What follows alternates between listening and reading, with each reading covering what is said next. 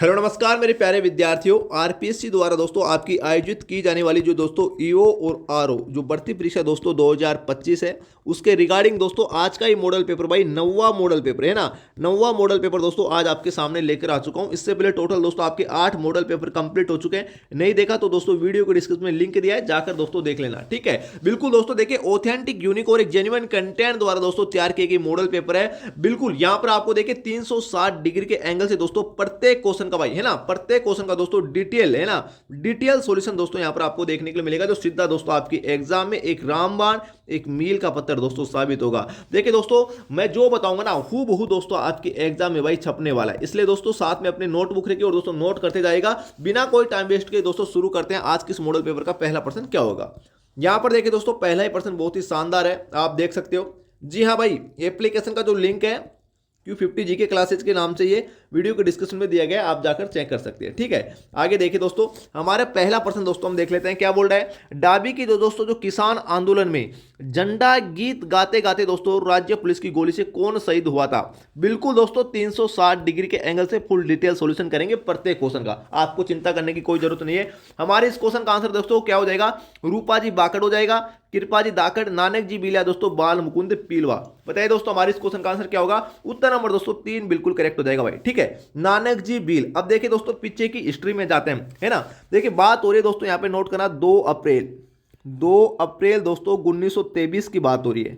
2 अप्रैल 1923 की बात हो रही है। बात हो रही है दोस्तों बूंदी किसान आंदोलन के दौरान, बूंदी किसान आंदोलन के दौरान। यहां पे नोट करते जाएगा दोस्तों, मैं जो बता रहा हूं आपकी एग्जाम के पॉइंट ऑफ व्यू से रामबाण है भाई। ठीक है, 2 अप्रैल 1923 की दोस्तों बात है, बूंदी किसान आंदोलन के दौरान दोस्तों ये डाबी नामक जगह पर, यहां पे नोट करना, डाबी नामक जगह पर दोस्तों एक दोस्तों कांड हो जाता है। ठीक है, कांड हो जाता है जिसे डाबी हत्याकांड के नाम से जाना जाता है। अब इसमें क्या होता है दोस्तों, देखिए यहां पर दोस्तों एक पुलिस अधीक्षक है, पुलिस अधीक्षक दोस्तों जिसका नाम होता है दोस्तों, यहां पे नोट करना, इकराम हुसैन, इकराम हुसैन द्वारा दोस्तों डाबी नामक जगह पर दोस्तों किसानों की सभा पर गोलियां चलवाई जाती है दोस्तों, गोलियां चलवा दी जाती है ना, चलवा दी जाती है दोस्तों, चलवा दी जाती है। आप ये नोट करते जाएगा दोस्तों, बिल्कुल अगर आपके नोट्स में कहीं नहीं है तो दोस्तों ऐड कर लेना। ठीक है, डाबी नामक जगह पर दोस्तों बूंदी किसान आंदोलन के दौरान किसानों की जो सभा दोस्तों हो रही थी, उस पर दोस्तों इकराम हुसैन नामक दोस्तों जो पुलिस अधिकारी था उसके द्वारा गोलियां चलवा दी जाती है, जिसमें दोस्तों 2 किसान दोस्तों क्या हो जाते हैं, शहीद हो जाते हैं। यहां पे नोट करना, 2 किसान क्या हो जाते हैं, शहीद हो जाते हैं। कौन कौन से, एक तो दोस्तों नानक जी भील, एक दूसरा दोस्तों नाम याद रखना देवीलाल गुजर दोस्तों, देवीलाल गुजर। अगर आपको दोस्तों इसी क्वेश्चन को घुमाकर ऐसा पूछ ले कि देवीलाल गुजर और नानक जी भील का संबंध किस किसान आंदोलन से है, तो बूंदी किसान आंदोलन से। किस हत्याकांड से है, तो डाबी हत्याकांड से दोस्तों, है ना, इनका संबंध रहा है। ठीक है, वेरी इंपॉर्टेंट। गोलियां किसने चलवाई थी, तो इकराम हुसैन ने दोस्तों ये गोलियां चलवाई थी। ठीक है, वेरी इंपॉर्टेंट। और दोस्तों यहां पे और नोट करना, जब दोस्तों ये नानक जी भील दोस्तों शहीद हुआ था इस हत्याकांड में, डाबी हत्याकांड में दोस्तों ये शहीद हुआ था, डाबी हत्याकांड में, तो दोस्तों जो माणिक्यलाल वर्मा है ना, माणिक्यलाल वर्मा के द्वारा दोस्तों अर्जी शीर्षक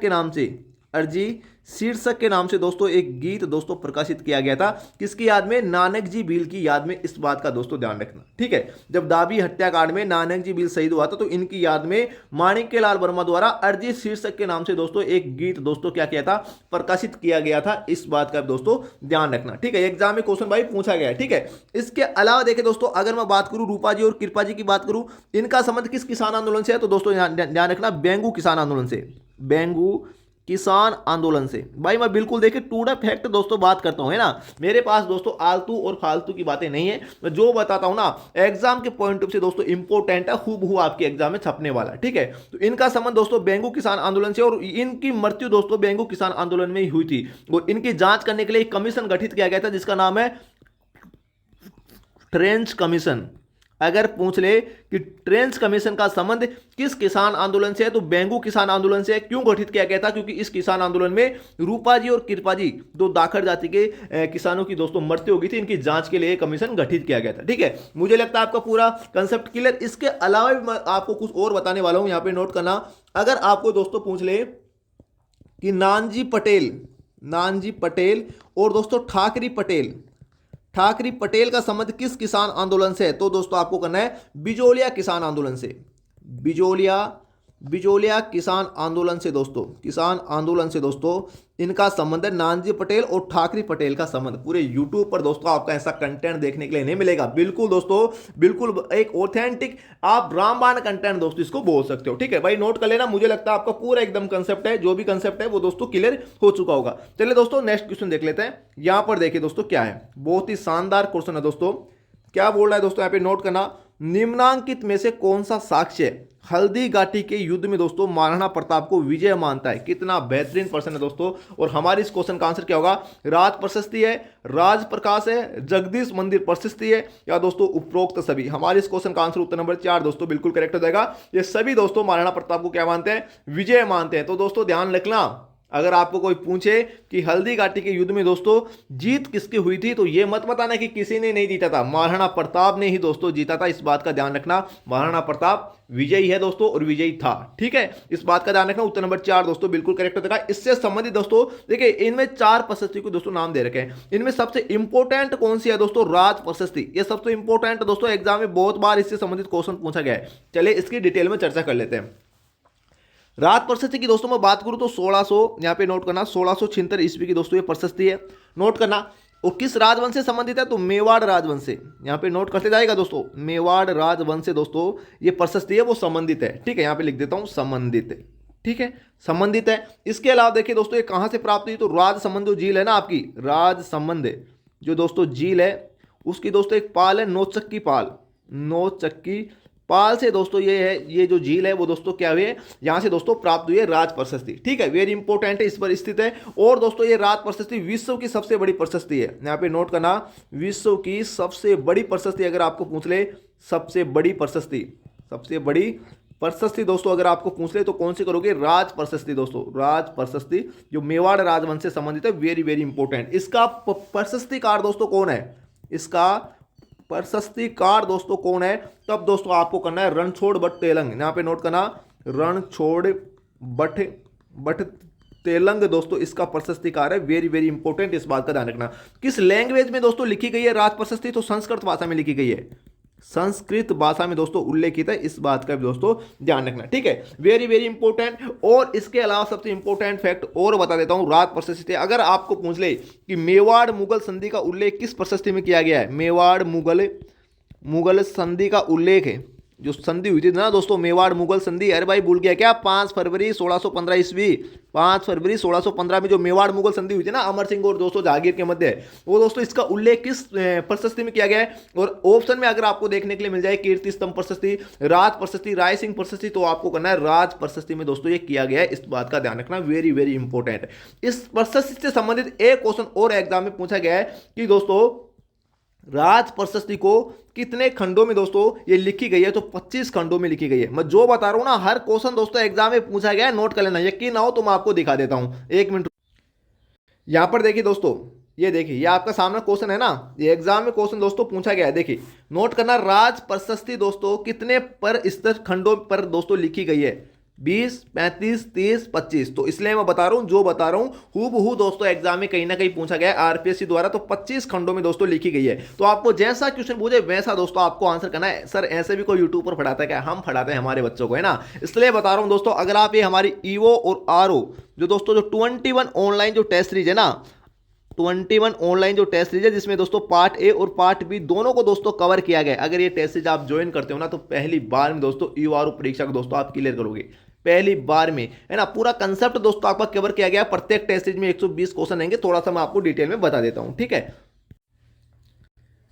यहां पर देखिए दोस्तों, ये आपका टेस्ट सीरीज का जो शेड्यूल है वो बिल्कुल दोस्तों दिया गया है। 21 टोटल आपकी ऑनलाइन टेस्ट सीरीज रहने वाले, विद पीडीएफ दोस्तों ये रहने वाले। इस बात का दोस्तों ध्यान रखना, ठीक है। अनलिमिटेड अटेम्प्ट, और दोस्तों जितने भी पिछली बार से लेकर अब की बार बहुत सारे चेंजेस हो चुके हैं, अपडेट हो चुके हैं, वो यहां पर दोस्तों बिल्कुल पूरे दोस्तों कवर किए गए। ऐसा नहीं कि दोस्तों ओल्ड सिलेबस ही आपके सामने रख दिया, पूरा अपडेट सिलेबस दोस्तों यहां पर आपको देखने के लिए मिलेगा। टोटल 120 क्वेश्चन रहेंगे। खास बात यह है दोस्तों, इसमें पार्ट ए और पार्ट बी दोनों को दोस्तों इसमें कवर किया गया। टोटल 120 क्वेश्चन रहेंगे, फुल डिटेल दोस्तों 360 डिग्री के एंगल से दोस्तों इसमें सॉल्यूशन आपको देखने के लिए मिलेगा। मतलब सॉल्यूशन में भी दोस्तों आपको क्वेश्चन देखने के लिए मिलेगा। इस क्वेश्चन को आरपीएससी और किस प्रकार से दोस्तों पूछ सकती है, इस क्वेश्चन से रिलेटेड और कौन कौन से क्वेश्चन दोस्तों एग्जाम में पूछे गए वो सभी दोस्तों आपको डिटेल सॉल्यूशन में दोस्तों देखने के लिए मिलेगा, है ना। बिल्कुल। और इस टेस्ट सीरीज से संबंधित दोस्तों अगर आपको कोई डाउट है ना, तो आप इस नंबर पे दोस्तों कॉल करके अपना डाउट दोस्तों क्लियर कर सकते हैं, ठीक है। एप्लीकेशन आपको दोस्तों Q50 जीके क्लासेज के नाम से ये लिख रहा, ठीक है, Q50 जीके क्लासेज के नाम से आपको गूगल प्ले स्टोर पर सर्च करना है और दोस्तों डाउनलोड करना है। राजस्थान कर्मचारी चयन बोर्ड का लोगो है।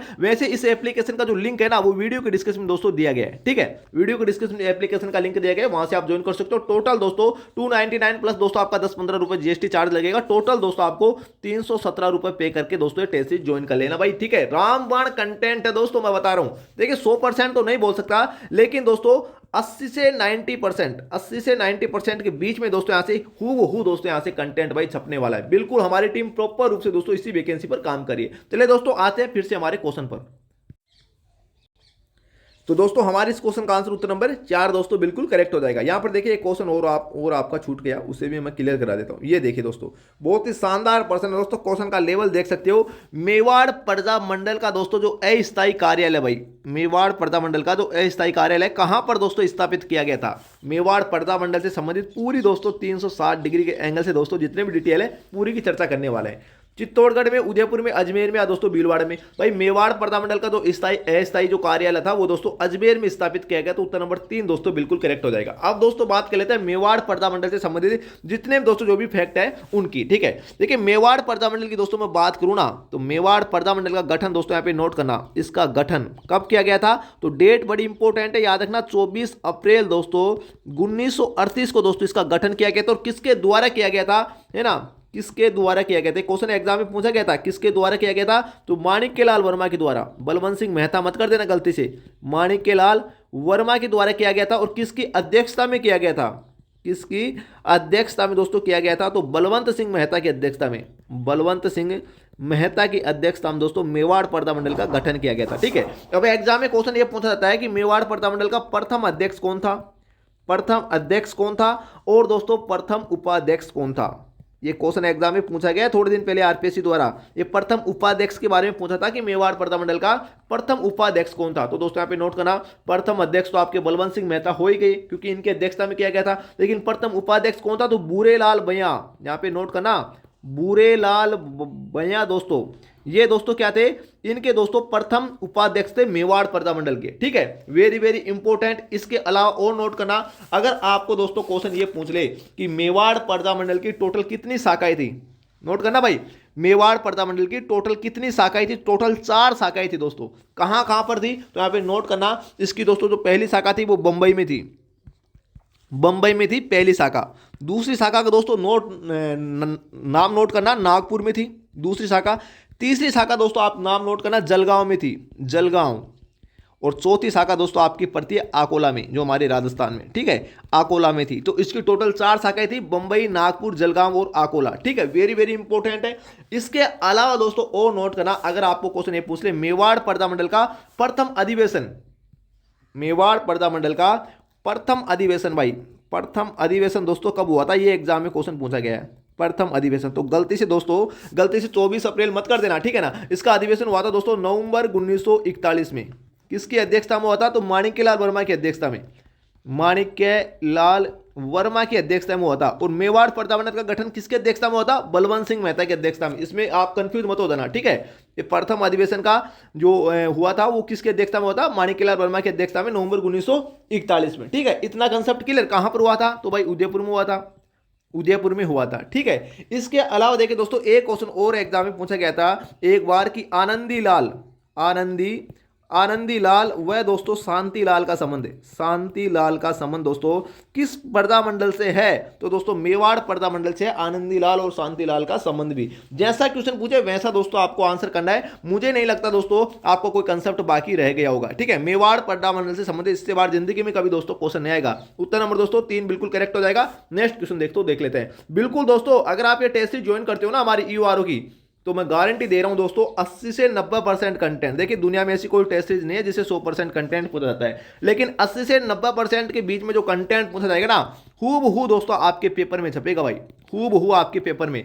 सॉल्यूशन तो दोस्तों आप पूछे मत, इतना गजब का कंटेंट दोस्तों वहां पर दिया गया है, पूरे फैक्ट है दोस्तों, फैक्ट ही फैक्ट है दोस्तों पूरे, आपको क्रीम दोस्तों वहां पर देखने के लिए मिलेगी। डेमो टेस्ट सीरीज हमारी फ्री है, आप चाहे तो दोस्तों ज्वाइन कर सकते हैं, ठीक है। लिंक एप्लीकेशन का जो दिया गया है वो वीडियो के डिस्क्रिप्शन में दिया गया है, आपको मैं पहले ही बता चुका हूं, ठीक है। अगर किसी विद्यार्थी को डाउट रहता है तो वो जो नंबर दिए गए स्क्रीन पर 9660039503 पर आप कॉल करके अपना डाउट क्लियर कर सकते हैं, ठीक है। यहां पर देखिए दोस्तों हमारा नेक्स्ट क्वेश्चन क्या बोल रहा है, महाराजा मान सिंह की मृत्यु दोस्तों कहां हुई थी। आप में से बहुत सारे स्टूडेंट बोलेंगे सर आप तो प्रचार ज्यादा करते हो। अरे भाई मैं प्रचार इसलिए करता हूं क्योंकि हमने प्रत्येक क्वेश्चन पर और प्रत्येक टॉपिक पर दोस्तों काम किया है, प्रत्येक क्वेश्चन और प्रत्येक टॉपिक पर दोस्तों हमने काम किया है। पर्सनली हमारी टीम ईओ आरओ के लिए दोस्तों प्रिपेयर करवा रही है बच्चों को, इसलिए मैं प्रचार करता हूं। ऐसा नहीं है कि दोस्तों मार्केट में आपको पार्ट बी की टेस्ट 400 रुपए में मिल रही है तब आप दोस्तों राजी होगे। यहां पर दोस्तों दोनों पार्ट 317 रुपए में आपको पे करके आप ये ज्वाइन कर सकते हो। और दुनिया की ऐसी कोई टेस्ट नहीं है जिससे दोस्तों 100% कंटेंट पूछाता है, लेकिन हमारी टेस्ट से 80 से 90% के बीच में दोस्तों कंटेंट पूछाएगा, गारंटी दे रहा हूं, लिख के ले लो, ठीक है। आगे देखिए दोस्तों यहां पर क्या बोला है, महाराजा मान सिंह की मृत्यु कहां पर हुई थी, बंगाल, बिहार, उड़ीसा और महाराष्ट्र। देखिए महाराजा मान सिंह, आमेर के महाराजा मान सिंह प्रथम की बात हो रही है, मान सिंह प्रथम की बात हो रही है। और हमारे इस क्वेश्चन का आंसर उत्तर नंबर 4 बिल्कुल करेक्ट हो जाएगा, महाराष्ट्र में। महाराष्ट्र में गांव पड़ता है एलिसपुर, यहाँ पे नोट करना भाई, अपने नोट्स में ऐड करते जाना। एलिसपुर में दोस्तों महाराजा मान सिंह प्रथम की मृत्यु दोस्तों हुई थी। कब हुई थी, अगर आपको क्वेश्चन ये पूछ ले तब दोस्तों यहाँ पे नोट करना, जो महाराजा मान सिंह की मृत्यु है वो 1614 ईस्वी में दोस्तों इसकी मृत्यु हुई थी, ठीक है। इसके पिता का नाम दोस्तों क्या था, मान सिंह, महाराजा मान सिंह प्रथम से संबंधित कुछ इंपॉर्टेंट डिटेल बता देता हूं।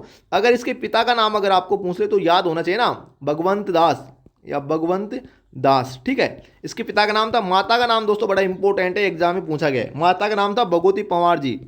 भगवती पंवार जी से दोस्तों मान सिंह प्रथम की दोस्तों क्या हुई थी दोस्तों, है ना, जन्म हुआ था इन दोनों से, मान सिंह प्रथम का, ठीक है। देखिए दोस्तों अकबर ने मान सिंह प्रथम को टोटल 3 जगहों का दोस्तों सूबेदार बनाया था। कितने जगहों का, 3 जगहों का इसे सूबेदार बनाया गया था। और कौन कौन सी जगहों का सूबेदार बनाया था इसको याद करने के एक छोटा सा फॉर्मूला बता रहा हूं, जिंदगी में कभी नहीं भूलोगे। क्या ट्रिक है इसका, तो आपको याद करना है काबीब, काबीब दोस्तों यहाँ पे नोट करना 85, 87 और 94। काबीब 85, 87, 94 आपको याद करना है, ठीक है। इसका मतलब क्या हो गया, देखिए का मतलब हो गया सबसे पहले काबुल का सूबेदार बनाया था। और कब बनाया था, तो 1585 को बनाया था, क्लियर। 2 नंबर पे देखिए बिहार का सूबेदार बनाया था। ये आपको क्रम भी पूछ सकता है एग्जामिनर, क्रम भी पूछ सकता है, तो यहाँ पर आपका क्रम भी क्लियर हो जाएगा। बिहार का सूबेदार 2 नंबर कब बनाया था, 1587 को बनाया था, यहाँ पे नोट करना, ठीक है। और बैक का मतलब हो गया बंगाल का सूबेदार। बंगाल का सूबेदार कब बनाया था, तो 1594 को इसको बंगाल का सूबेदार बनाया था। तो काबुल, बिहार और दोस्तों बंगाल का सूबेदार बनाया था। यहां पर देखिए दोस्तों बंगाल भी दे रखा है, बिहार भी दे रखा है। अगर आपको ये पूछ ले निम्नलिखित में से कौन सी जगह का सूबेदार इसे नहीं बनाया गया था, और ऑप्शन में दे दे बंगाल, बिहार और दोस्तों उड़ीसा, है ना, तो यहाँ पे नोट करना उड़ीसा, ऐसे कुछ आपका ऑप्शन हो जाएगा, ठीक है। तो जैसा क्वेश्चन पूछे वैसा दोस्तों आपको आंसर करना है। इसके अलावा देखिए दोस्तों एक क्वेश्चन और पूछ सकता है आपको एग्जाम में। अगर आपको दोस्तों एग्जाम में ये पूछ ले कि महाराजा मान सिंह जो प्रथम था इसके पिता का नाम था भगवंत दास, अभी मैंने आपको बताया क्या नाम था, भगवंत दास। देखिए आपका कंसेप्ट दोस्तों क्लियर होना चाहिए, ठीक है, भगवंत दास। अब क्वेश्चन एग्जाम में ये पूछा गया है कि मान सिंह प्रथम, मान सिंह प्रथम यहाँ पे नोट करना, मान सिंह प्रथम अपने पिता भगवंत दास की मृत्यु के समय दोस्तों कहाँ के सूबेदार थे, कहाँ के सूबेदार थे। अब आप बोलोगे सर आपने तो क्रम ही बताया हमें, यही बात तो बताई नहीं, ठीक है। तो यहाँ पे नोट करना, देखिए महाराजा मान सिंह प्रथम के पिता की मृत्यु हुई थी दोस्तों 1589 में, 1589 में। और दोस्तों अभी मैंने आपको बताया कि बिहार का सूबेदार इसे बनाया गया था दोस्तों कब, 1587 में। अरे काबीब मैंने बताया ना 85, 87, 94, तो 87 में दोस्तों इसको बिहार का सूबेदार बनाया गया था। तो दोस्तों यहाँ पे नोट करना ये बिहार के सूबेदार थे। मान सिंह प्रथम अपने पिता की मृत्यु के समय कहाँ के सूबेदार थे, तो बिहार के सूबेदार थे। जैसा क्वेश्चन पूछे वैसा आपको आंसर करना है, ठीक है। अब इसी क्वेश्चन को घुमाकर आपको इस प्रकार भी पूछ सकता है, भाई पिता की मृत्यु होगी तो दोस्तों मान सिंह प्रथम क्या बनेगा, आमेर का राजा बनेगा, आमेर का राजा बनेगा। तो आपको इस क्वेश्चन को घुमाकर इस प्रकार भी पूछा जा सकता है कि मान सिंह प्रथम अपने राज तिलक के समय कहां के सूबेदार थे, तो बिहार के सूबेदार थे। वेरी वेरी इंपॉर्टेंट, इस बात का ध्यान रखना, ठीक है। तो हमारे इस क्वेश्चन का आंसर क्या हो जाएगा, उत्तर नंबर दोस्तों क्या हो जाएगा, 4 बिल्कुल करेक्ट हो जाएगा, ठीक है। नेक्स्ट क्वेश्चन देखिए दोस्तों क्या होगा, बहुत ही बेहतरीन प्रश्न है। प्रेम विनोद नामक ग्रंथ किसकी रचना है, अजबदेव पवार, हंसाबाई, छत्र कुंवरी, किरण देवी। ये बड़ा इंपॉर्टेंट क्वेश्चन है, उत्तर नंबर दोस्तों 3 बिल्कुल करेक्ट हो जाएगा, छत्र कुंवरी। देखिए ये तो इतना सा आपका कंसेप्ट क्लियर हो गया कि प्रेम विनोद किसकी रचना है, छत्र कुंवरी की। अब लेकिन ध्यान रखना एक ग्रंथ और है जिसका नाम है वीर विनोद, वीर विनोद, ये बड़ा इंपॉर्टेंट है, इससे बहुत बार एग्जाम में क्वेश्चन पूछे गए हैं। किसकी रचना है? तो कवि राजा श्यामल दास की, कवि राजा श्यामल दास की। भाई ये भी तो आपको मालूम होंगे हैं, श्यामल दास की दोस्तों ये रचना है, ठीक है, कवि राजा श्यामल दास की वीर विनोद। किस राज्य के इतिहास का उल्लेख है? तो मेवाड़ राज्य के इतिहास का उल्लेख है इस ग्रंथ में, मेवाड़ राज्य के इतिहास का दोस्तों इसमें उल्लेख किया गया, इस बात का दोस्तों आपको मालूम होना चाहिए, ठीक है। अब आपको क्वेश्चन ये पूछ ले कि कवि राजा श्यामल दास मेवाड़ के किस शासक के दरबारी कवि थे? तो नोट करना, महाराणा शंभू सिंह के, महाराणा शंभू सिंह के दरबारी कवि थे दोस्तों। दरबारी कवि कौन थे? कवि राजा श्यामल दास, ठीक है। अब आपको क्वेश्चन ये पूछ ले कि कवि राजा श्यामल दास को कवि राजा की उपाधि किसने दी? तो आपके दिमाग में ये आएगा कि कवि राजा तो शंभू सिंह के दरबारी कवि थे, तो शंभू सिंह ने दी होगी, लेकिन ये गलती मत कर देना आप। इसको कवि राजा की उपाधि दी थी मेवाड़ के महाराणा सज्जन सिंह ने। किसने दी थी भाई? सज्जन सिंह ने दोस्तों इसको कवि राजा की उपाधि दी थी। तो आपको जैसा क्वेश्चन पूछे वैसा आपको आंसर करना है। मुझे लगता है दोस्तों आपको एकदम पूरा कंसेप्ट है वो क्लियर हो चुका होगा। बिल्कुल, आप में से एक स्टूडेंट पूछ रहा है कि सर वंश भास्कर जो ग्रंथ है, वंश भास्कर ग्रंथ है, इसके रचयिता है दोस्तों कौन है भाई बताइए? सूर्यमल मिश्रण। कौन है? सूर्यमल मिश्रण। इस ग्रंथ में किस राज्य का इतिहास का उल्लेख है? तो बूंदी राज्य के इतिहास का उल्लेख है, बूंदी राज्य के इतिहास का उल्लेख है। सूर्यमल मिश्रण थे ना, वो बूंदी के राजा राम सिंह के दरबारी कवि थे, ठीक है। तो बूंदी राज्य के इतिहास का उल्लेख है। पूछ ले कि वंश भास्कर ग्रंथ में किस राज्य के इतिहास का उल्लेख है? तो बूंदी राज्य का, ठीक है। वीर विनोद में मेवाड़ राज्य का इतिहास का उल्लेख। आगे देखें दोस्तों, 1818 की संधि के पश्चात ब्रिटिश विरोधी भावना रखते हुए जोधपुर के किस महाराजा ने दोस्तों अनंत संन्यास ले लिया था? क्वेश्चन का लेवल देखे कितना गजब का है। महाराजा छत्र सिंह, महाराजा तख्त सिंह, महाराजा सूर सिंह या दोस्तों महाराजा मान सिंह? तो मान सिंह राठौर ने दोस्तों संन्यास लिया था। उत्तर नंबर 4 बिल्कुल करेक्ट हो जाएगा। अब देखिए, इसलिए मैं आपको बोलता हूं कि भाई आपका कंसेप्ट क्लियर कर लो, कंसेप्ट क्लियर कर लो। मैं आपको बार बार यही बात बोलता हूं। अगर सिर्फ आपको इतना सा मालूम है कि ईस्ट इंडिया जो कंपनी है उसकी 1818 संधि के समय जोधपुर का महाराजा कौन था, इतना सा अगर आपको मालूम है ना, तो आप इस क्वेश्चन को सही कर सकते हो। देखिए 1818 के समय जोधपुर का महाराजा कौन था? महाराजा मानसिंह प्रथम, महाराजा मानसिंह राठौड़, सॉरी मानसिंह राठौड़, ठीक है। अगर आपको क्वेश्चन ये पूछ ले, ये तो होगी बात संधि की।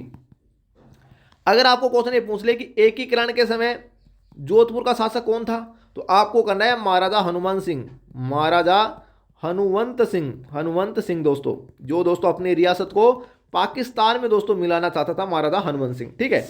अगर आपको क्वेश्चन ये पूछे कि 1857 की क्रांति के समय दोस्तों जोधपुर का महाराजा कौन था, हालांकि 1857 की क्रांति आपके सिलेबस में नहीं है, लेकिन कौन था? तो महाराजा तख्त सिंह आपको करना है 1857 की क्रांति के समय। तो जैसा क्वेश्चन पूछे वैसा आपको आंसर करना है, इसलिए मैं आपको बोल रहा हूं फैक्ट भाई आपका क्लियर होना चाहिए। आगे देखिए दोस्तों, बहुत ही शानदार प्रश्न है, पीड़ितों का पंछीड़ा। इसमें से बहुत सारे स्टूडेंट इसमें केमिकल लोचा भी है, मैं आपको बताने वाला हूं। देखिए यहां पे नोट करना, दिख रहा है ना अच्छे से? पीड़ितों का पंछीड़ा नामक जो गीत है वो दोस्तों किसकी रचना है भाई? किसकी रचना है? जय नारायण व्यास, नैनूराम शर्मा, विजय सिंह पथिक, शिवराज जोशी। देखिए हमारे इस क्वेश्चन का आंसर हो जाएगा उत्तर नंबर 3 बिल्कुल करेक्ट हो जाएगा। विजय सिंह पथिक की रचना है पीड़ितों का पंछीड़ा।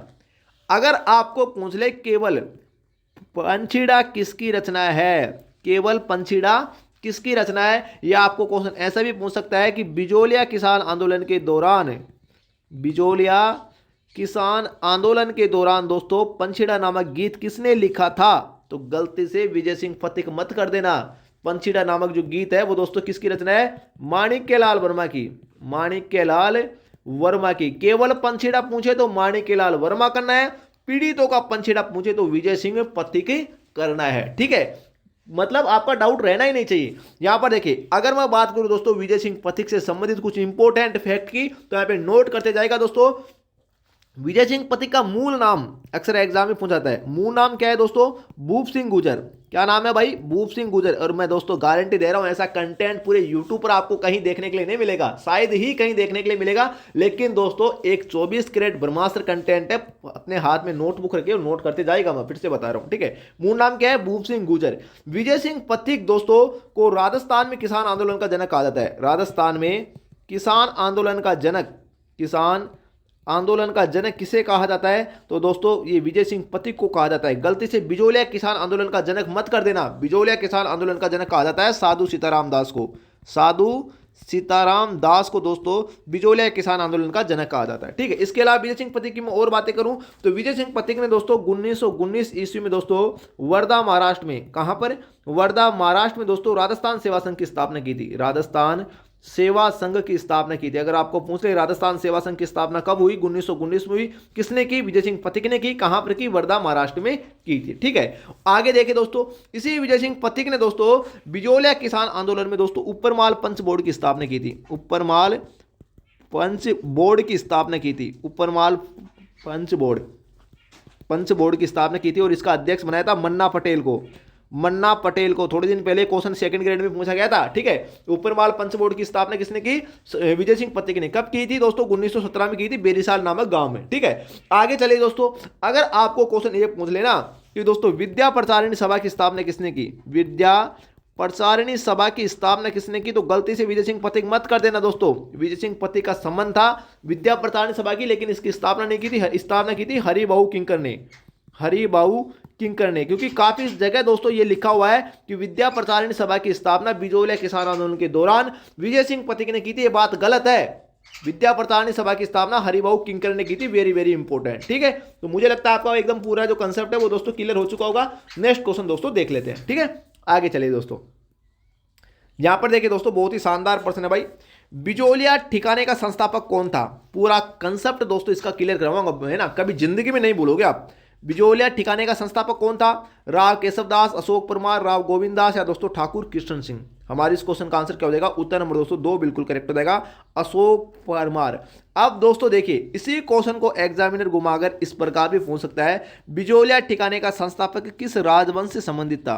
किस राजवंश से संबंधित था? एग्जाम में आपको ऑप्शन देखने के लिए मिल जाएगा, गोहिल, परमार, राठौड़ और दोस्तों कछवा। ठीक है, तो आपको करना है परमार राजवंश से संबंधित था, क्योंकि अशोक क्या था, परमार था। इस बात का ध्यान रखना, ये क्वेश्चन एग्जाम में पूछा गया इसलिए मैं आपको बता रहा हूं। ठीक है, आगे देखिए, अशोक परमार की मैं बात करूं तो दोस्तों थोड़ी सी बैक हिस्ट्री में चलते हैं। ठीक है, पीछे चलिए थोड़ा सा। देखिए दोस्तों, मैं बात करूं यहां पर दोस्तों खानवा के युद्ध की दोस्तों बात करता हूं।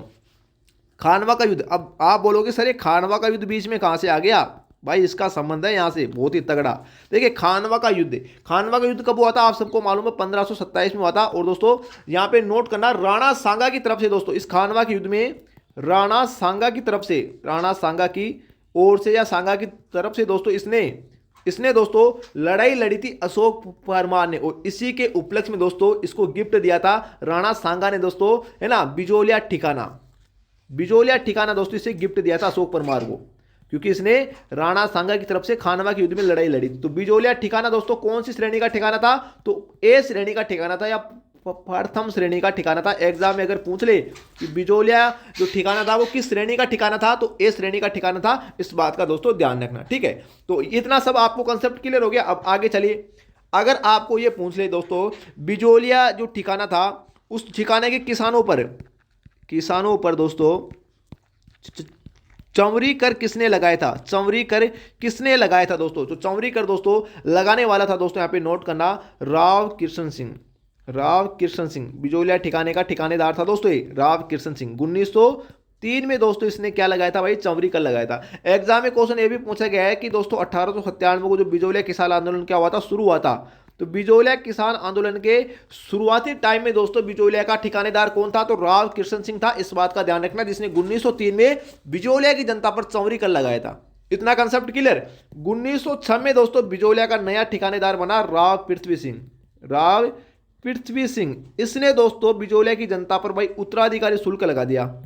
उत्तराधिकारी शुल्क या दोस्तों इसको तलवार बंदाई कर भी बोलते हैं। तलवार बंदाई कर दोस्तों किसने लगाया?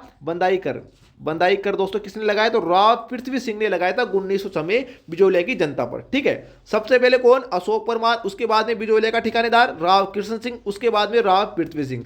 राव पृथ्वी सिंह की जब मृत्यु हो गई तो उसके बाद में दोस्तों बिजोलिया का ठिकानेदार कौन बना? तो राणा अमर सिंह राणावत, सॉरी कौन बना था?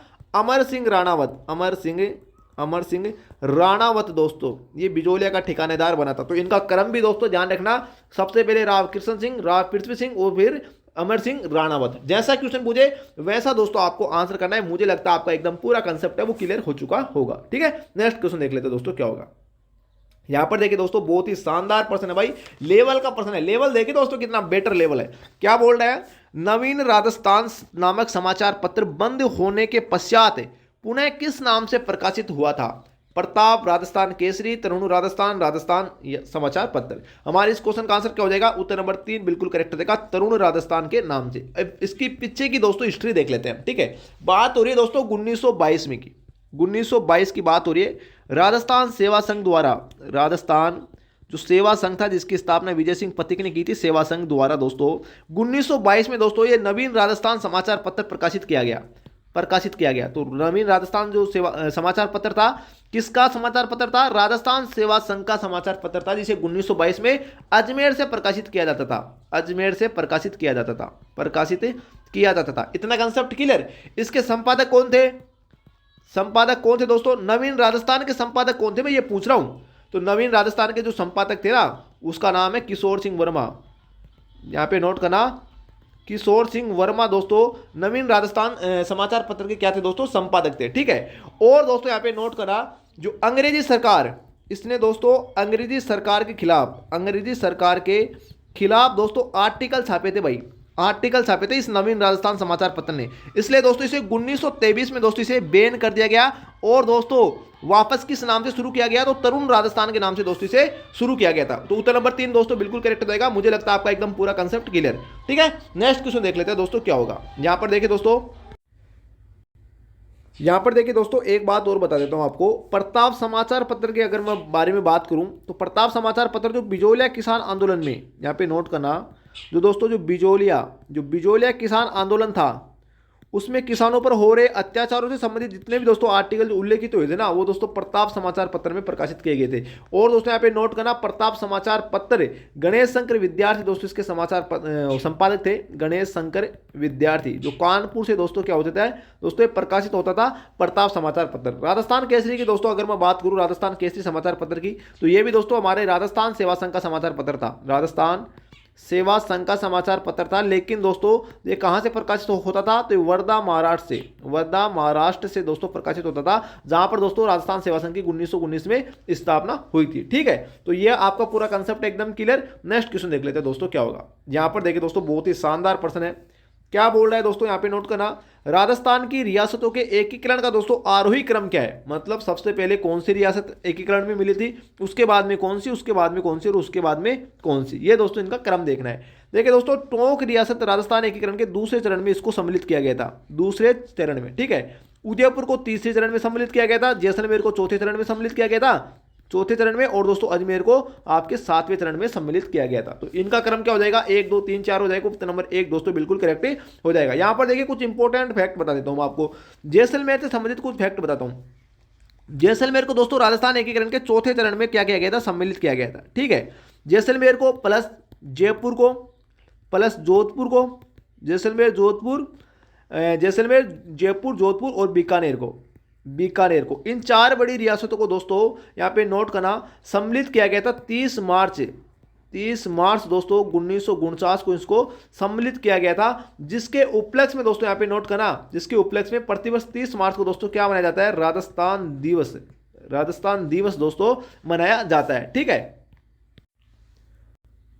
तो दोस्तों ये आपका कंसेप्ट एकदम पूरा क्लियर हो चुका होगा। ठीक है, नेक्स्ट क्वेश्चन दोस्तों आज के लिए इतना ही। तब तक के लिए दोस्तों देखिए मैं आपको फिर से बता देता हूं, अगर आप हमारे दोस्तों ईओ और आरओ जो भर्ती परीक्षा के दोस्तों जो 21 टोटल ऑनलाइन टेस्ट दोस्तों एक सिलेक्टेड कंटेंट के रूप में हम आपको प्रोवाइड करवा रहे हैं। बिल्कुल दोस्तों जो एप्लीकेशन का लिंक है वीडियो के डिस्क्रिप्शन में दिया गया है, वरना दोस्तों आप डायरेक्ट भी सर्च कर सकते हो Q50 जीके क्लासेज के नाम से, Q50 जीके क्लासेज के नाम से दोस्तों आप ये एप्लीकेशन डाउनलोड कर सकते हो। एप्लीकेशन का जो लिंक है वीडियो के डिस्क्रिप्शन में दोस्तों दिया गया है, आप जाकर दोस्तों डाउनलोड कर लीजिए। ओनली 317 रुपये में पार्ट ए पार्ट बी दोनों को दोस्तों आप ज्वाइन कर सकते हो। आज के लिए दोस्तों इतना है, तब तक के लिए भाई जय हिंद जय भारत, थैंक यू।